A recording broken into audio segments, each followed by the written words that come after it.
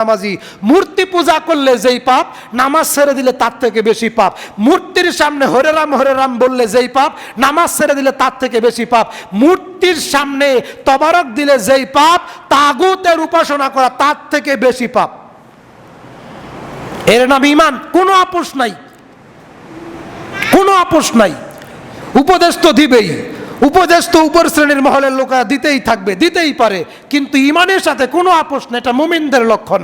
নম্বর 2, ওয়ালাতা উক্কান্না ওয়ালিদাইকা ওয়া ইন আমারাকা আন তাখরুজা মিন আহলিকা ওয়া মালিকা।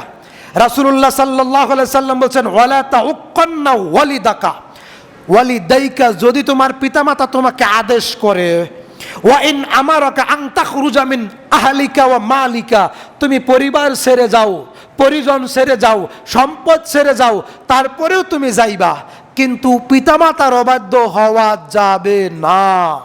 এখন অনেক স্বামী আছে নামাজি, পরেজগার, অনেক ভালো পরেজগার, কিন্তু মা বাবার খবর নেয় না। আছে না নাই? দামসি নাই, কিন্তু আমাদের এলাকায় আছে মাশাআল্লাহ, এইখানে তো নাই। রাসূল সাল্লাল্লাহু আলাইহি ওয়াসাল্লাম বলেন, ওয়ালা তাউক্কান্না ওয়ালিদাইকা ওয়া ইন আমারাকা আন তাখরুজা মিন আহলিকা ওয়া মালিকা, যদি মা বাবা অর্ডার করে সম্পদ ছেড়ে যাও, পরিবার পরিজন ছেড়ে যাও, প্রয়োজনে যাইও, কিন্তু মা বাবার সাথে নাফরমানি করো না। মা মারা যায়, মা বিছানায় কাতরাতে থাকে, মা অসুস্থ হয়ে বিছানায় পড়ে থাকে, কিন্তু মার সেবা করুক এটা বউ পছন্দ করে না, তখন মা বাবার সেবাও করে না। আপনার বেতন হয় 5,000, এখান থেকে প্রত্যেক মাসে পিতার জন্য মাতার জন্য 500 টাকা বরাদ্দ করেন, 1000 টাকা বরাদ্দ করেন। আপনার বেতন 5,000 টাকা হলে আল্লাহ অবশ্যই বরকত দিবেন। ছোট ভাই একটা হাদিস শোনাইলেন, এই যে উনি আপনাদের এখানে খুতবা দিয়েছিলেন কয়েকদিন আগে, আমার ঘরে আমাকে একটা হাদিস শোনাইলেন যে পাখি যদি সকাল বেলায় না খেয়ে ঘর থেকে বের হয়, ওই পাখিকে সন্ধ্যা হওয়ার আগে আগে রিজিকে পরিপূর্ণ করে দেয় কে? তাহলে আপনি আপনার বউয়ের কথায় কোনো দিন তো আপনার মা বাবার সাথে ভালো ব্যবহার করলেন না, মা বাবার মুখে ভালো খাবার তুলে দিলেন না। আপনার নামাজ, আপনার রোজা, রাসূল সাল্লাল্লাহু আলাইহি সাল্লাম বলছেন, রিদর রব্বি ওয়া রিদল ওয়ালিদাইনি ওয়া সাখাতুহু ফি সাখাতিহিমা রাগিমা আনফুহু সুম্মা রাগিমা আনফুহু সুম্মা রাগিমা আনফুহু। ওই ব্যক্তি ধ্বংস অনিবার্য যে ব্যক্তি ভিন্ন খায়, বাপ মার খবর নেয় না, যে ব্যক্তি আলাদা খায় বাপ মার খবর নেয় না, যে ব্যক্তি আলাদা খায় বাপ মার খবর নেয় না। রাগিমা আনফুহু সুম্মা রাগিমা আনফুহু সুম্মা রাগিমা আনফুহু। ওই ব্যক্তি ধ্বংস যে ব্যক্তি মা বাবার খোঁজ খবর নেয় না, যে ব্যক্তি মা বাবার খোঁজ খবর নেয় না কিন্তু ভিন্ন খায়। ওই ব্যক্তি নামাজ পড়লেও জাহান্নামে যাবে, হজ করলেও জাহান্নামে যাবে, কাবা ঘরের ইমাম হলেও জাহান্নামে যাবে, আরে নবী মুহাম্মদ সাল্লাল্লাহু আলাইহি সাল্লামের সাহাবী হলেও জাহান্নামে যাবে।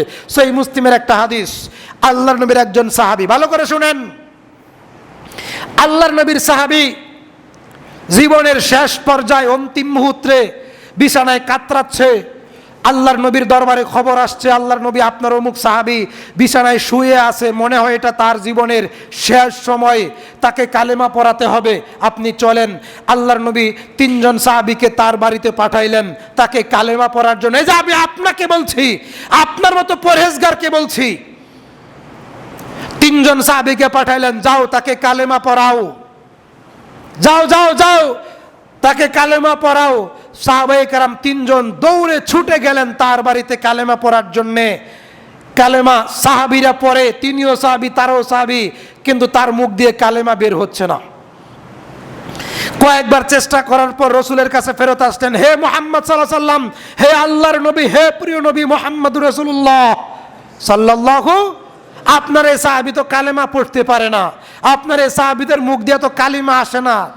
আল্লাহর নবীকে আল্লাহ তাআলা জানাইলেন, তোমার এই জীবিত সাহাবী তার মাকে কষ্ট দিছে, তোমার এই জীবিত সাহাবী তার মাকে কষ্ট দিছে, তোমার এই জীবিত সাহাবী তার মাকে কষ্ট দিছে। সে সাহাবী যাদের ব্যাপারে আল্লাহ আসমান থেকে আয়াত নাজিল করে দিলেন, রাদিয়াল্লাহু আনহুম ওয়া রাদু আনহু যালিকা লিমান খাশিয়া রাব্বাহ। তারা এত পরিমাণ আল্লাহকে ভয় পাইতো, স্বয়ং আল্লাহ তাদের উপরে সন্তুষ্ট, সুবহানাল্লাহ। সেই সাহাবীর মুখ দিয়া, জবান দিয়া কালেমা আসে না, তখন আল্লাহ জানাইলেন, হে নবী, আপনার সাহাবী তার মাকে কষ্ট দিছে। নবীজি তার বাড়িতে কদম মুবারক রেখেই বলেন, তোমরা শুকনো লাকড়ির ব্যবস্থা করো, শুকনো খড়ির ব্যবস্থা করো, আমি আমার সাহাবীকে জীবিত জ্বালায়া দেব, আমি আমার সাহাবীকে জীবিত পোড়ায়া দেব। তখন তার মা বললেন, হে আল্লাহর নবী, কেন আমার সন্তানকে জীবিত জ্বালিয়ে দিবেন? কেন? আমার সন্তান কি এমন পাপ করেছে? তখন আল্লাহর নবী বললেন, হে আমার মহিলা সাহাবী, আপনার সন্তানকে আপনাকে কষ্ট দিয়েছে? জি। আপনি কি তাকে ক্ষমা করছেন? না, না, তাকে ক্ষমা করি নাই। এজন্য তার মুখ দিয়া কালেমা বের হচ্ছে না, লা ইলাহা। এটা একটা বিপ্লবিক বাক্য, এটা ঈমানদার এবং মুনাফিকদের মধ্যে পার্থক্য সৃষ্টি করে, মুনাফিকদের অন্তরে আগুন জ্বালায়া দেয় আর মুমিনদের ঈমান বৃদ্ধি পায়। লা ইলাহা ইল্লাল্লাহ। হে আল্লাহর নবী, আমার সন্তান, জীবিত সন্তানকে আপনি আগুনে জ্বালায় দিবেন কি কারণে? তখন বলছে, হে বৃদ্ধ মহিলা সাহাবী, তোমার সন্তান কি তোমার কষ্ট দিছে? জি হ্যাঁ দিছে। তাকে কি ক্ষমা করো নাই? জি না, করি নাই। এজন্যই তো তার মুখ দিয়া কালেমা বের হচ্ছে না। আর আমি নবী যদি তাকে জ্বালিয়ে দেই তো দিব না, একটা ভয় দেখাচ্ছি, তুমি তাকে ক্ষমা করে দাও। সঙ্গে সঙ্গে মা ক্ষমা করে দিলেন, আর ওই সাহাবী জবানে জারি হয়ে গেল, লা ইলাহা ইল্লাল্লাহ। আল্লাহর নবী বলেন, ওয়ালা তাউক্কান্না ওয়ালিদাইকা ওয়া ইন আমারাকা আন তাখরুজা মিন আহলিকা ওয়া মালিকা। মা বাপ যদি বলে যাও যাও যাও, সম্পদ লাগতো না, বাড়িঘর ছাইরা পলাই যাও, তারপরেও যাইবা, কিন্তু মা বাবার সাথে বেয়াদবি করবে না। আল্লাহ রাসূল বলছেন, আখিরু কালামুহু লা ইলাহা ইল্লাল্লাহ দাখালাল জান্নাহ। যার জবানে শেষ বাক্য হবে লা ইলাহা, সে সরাসরি জান্নাতুল ফেরদাউসে প্রবেশ করবে। এটা ঈমানের বাক্য, এটা তাওহীদের বাক্য, এটাই জান্নাতের চাবি। সম্মানিত হাজিরিন, এই লা ইলাহা ইল্লাল্লাহ যতই পড়েন কোনো লাভ হবে না যদি ঈমানে সরিষা পরিমাণ শিরিক থাকে। বলছিলাম রাসূল সাল্লাল্লাহু আলাইহি ওয়াসাল্লাম বলছেন ৩ নম্বর, ওয়ালা তাতরাকুন্না সালাতান মাকতুবাতান মুতাআম্মিদান ফা ইন মান তারাকা সালাতান মাকতুবাতান মুতাআম্মিদান ফাকাদ বারিয়াত মিন জিম্মাতিল্লাহ। ৩ নম্বর, ওয়ালা তাতরাকুন্না সালাতান মাকতুবাতান মুতাআম্মিদান। যে ব্যক্তি নামাজ ছেড়ে দেয়, যে ব্যক্তি ফরজ নামাজ ছেড়ে দেয়, যে ব্যক্তি ফরজ নামাজ ছেড়ে দেয়, তার কোনো জানাজা নাই। ফরজ নামাজের কোনো জানাজা নাই। আছে নাকি পূর্বাচলে এমন কোনো খতিব, এমন কোন মসজিদ কমিটি মসজিদে দাঁড়ায় বলবে, এই সমাজের কোনো লোক যদি নামাজ ছেড়ে দেয় তার জানাজা আমার ইমাম সাহেব পড়াবে না, তার বাড়িতে আমার ইমাম সাহেব খাবে না, তার জানাজা আমার ইমামে যাবে না, তার জানাজা আমার অন্যান্য মুসল্লিরা পড়বে না, এমন কোন বীর পুরুষ কোন মসজিদ কমিটির দায়িত্বশীল আছে নাকি? একজনও নাই। কাজেই তাদের ইমান এত মজবুত না। এমন কোন ইমাম সাহেব আছে নাকি যে বলে দিবে খুতবায় দাঁড়িয়ে, আল্লাহর নবী বলছেন, ওয়ালা তাতরাকুন্না সালাতান মাকতুবাতান মুতাআম্মিদান। যে ব্যক্তি ফরজ নামাজ নিজে ইচ্ছায় ছেড়ে দেয়, তার কোনো জানাজা নাই, তার দাফন নাই, তার গোসল নাই, তার কাফন নাই, তার কিচ্ছু নাই, তার জন্য ক্ষমা চাওয়া হারাম। যে ব্যক্তি নামাজ ছেড়ে দেয় তার জন্য ক্ষমা চাওয়া হারাম। আমি বলি নাই, সূরা তাওবা আয়াত 113।